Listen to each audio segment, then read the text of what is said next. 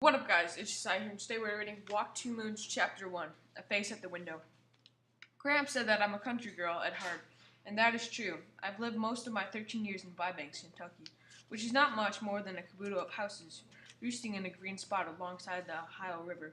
Just a year ago, my father plucked me up like a weed and took me and all our belongings. No, that's not true. He didn't bring the chestnut tree, the willow, the maple, or the hayloft, or the swimming pool, which belonged to me, and we drove 300 miles straight north and stopped in front of a house in Euclid, Ohio. No trees, I said. Is this where we're going to live? No, my father said. This is Margaret's house. The front door of the house opened, and a lady with wild red hair stood there, looked up and down the street. The houses were all jammed together, like a row of birdhouses. In front of each house was a tiny square of grass, and in front of that was a tiny gray sidewalk running alongside the gray road. Where's the barn? I asked. The river? The swimming hole. Oh, Sal, my father said. Come on, there's Margaret. He waved to the lady at the door. We have to go back. I forgot something. The lady with the wild red hair opened the door and came out onto the porch. In the back of my closet, I said. Under the floorboards, I put something there, and I've got to have it. Don't be a goose. Come and see Margaret.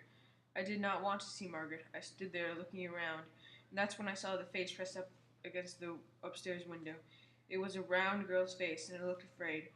I didn't know it then, but that face belonged to Phoebe Winterbottom, a girl who had a powerful imagination, who would become my friend, and who would have many peculiar things happen to her. Not long ago, when I was locked in the car with my grandparents for 6 days, I told them the story of Phoebe, and when I finished telling them, or maybe even as I was telling them, I realized that the story of Phoebe was like the plastered wall in our old house in Bybanks, Kentucky. My father started chipping away at the plastered wall in the living room of our house in Bybanks, shortly after our mother left us one April morning. Our house was an old farmhouse that my parents had been restoring room by room. Each night, as he waited to hear from my mother, he chipped away at that wall. On the night that we got the bad news that she was not returning, he pounded and pounded on the wall with a chisel and hammer. At 2 o'clock in the morning, he came up to my room.